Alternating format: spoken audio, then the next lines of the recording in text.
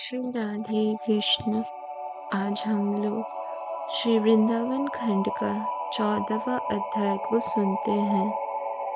काल्य का गरुड़ के भय से बचने के लिए यमुना जल में निवास का रहस्य। राजा बहुलाश्व ने पूछा, ब्राह्मण रमणक द्वीप में रहने वाले अन्य सर्पों को छोड़कर केवल काल्य नाग को ही गरुड़ से भय क्यों हुआ? यह सारी बात आप मुझे बताइए। श्री नारद जी ने कहा, राजन, रमणक द्वीप में नागों का विनाश करने वाले गरुड़ प्रतिदिन जाकर बहुत से नागों का संहार करते थे। अतः एक दिन भय से व्याकुल हुए वहां के सांपों ने उस द्वीप में पहुंचे हुए सुवत गरुड़ से इस प्रकार कहा। नाग बोले, हे गरुड़दमन, तुम्हें नमस्कार है। तुम साक्षात भगवान विष्णु के वाहन हो। जब इस प्रकार हम सर्पों को खाते रहोगे तो हमारा जीवन कैसे सुरक्षित रहेगा? इसलिए प्रत्येक मास में एक बार प्रत्येक एक घर से एक सर्प की बलि ले लिया करो। उसके साथ वनस्पति तथा अमृत के समान मधुर अन्न की सेवा भी प्रस्तुत की जाएगी। यह सब विधान के अनुसार तुम शीघ्र स्वीकार करो। गरुड़ जी बोले, आप लोग एक एक घर से एक एक नाग की बलि प्रतिदिन दिया करें, अन्यथा सर्प के बिना दूसरी वस्तुओं की बलि से मैं कैसे पेट भर सकूंगा? वह तो मेरे लिए पान के बीड़े के तुल्य होगी। नारद जी कहते हैं, राजन, उनके यूं कहने पर सब सर्पों ने आत्मरक्षा के लिए एक एक करके उन महात्मा गरुड़ के लिए नित्य दिव्य बलि देना आरंभ किया। नरेश्वर, जब काल्य के घर से बलि मिलने का अवसर आया तब उसने गरुड़ को दी जाने वाली बलि की सारी वस्तुएं बलपूर्वक स्वयं ही भक्षण कर ली। उस समय प्रचंड पराक्रमी गरुड़ बड़े रोष में भरकर आए। आते ही उन्होंने काल्य नाग के ऊपर अपने पंजों से प्रहार किया। गरुड़ के उस पाद प्रहार से काल्य मूर्छित हो गया। फिर उठकर लंबी सांस लेते और जीवाओं से मुंह चाटते हुए नागों में श्रेष्ठ बलवान काल्य ने अपने 100 फन फैलाकर विषैले दांतों से गरुड़ को वह वेगपूर्वक डस लिया। तब दिव्य वाहन गरुड़ ने उसे चोंच में पकड़कर पृथ्वी पर दे मारा और पंखों से बारंबार पीटना आरंभ किया।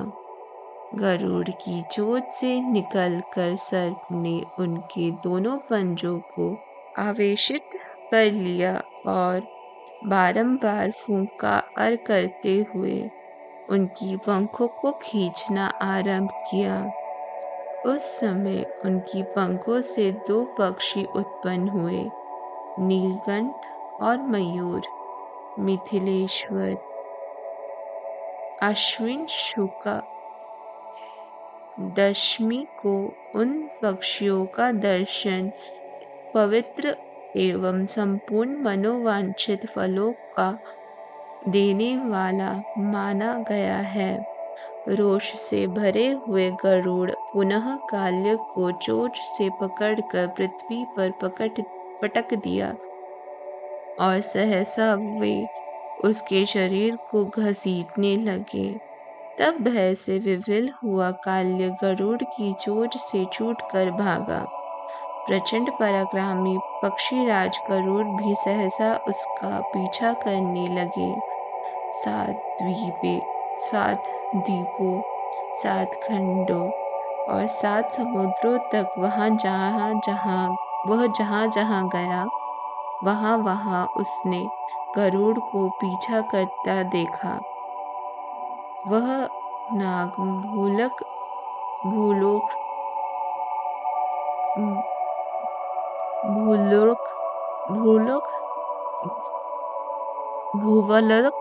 स्वर्गलोक और महलरकों में क्रमश जा पहुंचा और वहां से भागता हुआ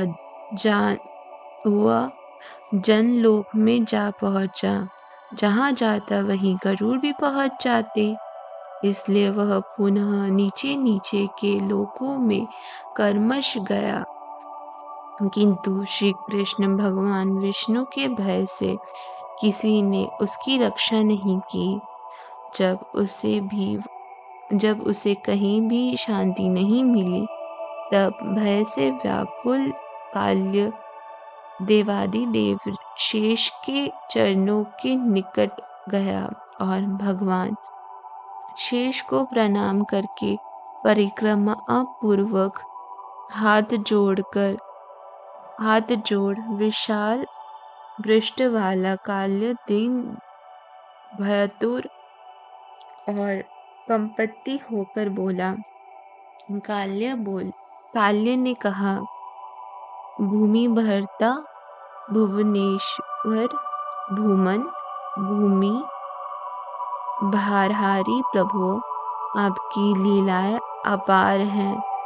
आप सर्वसमर्थ पुनः परात्पर पुराण पुरुष हैं। मेरी रक्षा कीजिए। नारद जी कहते हैं, काल्य को दीन और भयातुर देख फणीश्वर देव जनार्दन ने मधुर वाणी से उसको प्रसन्न करते हुए कहा। शेष बोले, महामते काल्य, मेरी उत्तम बात सुनो।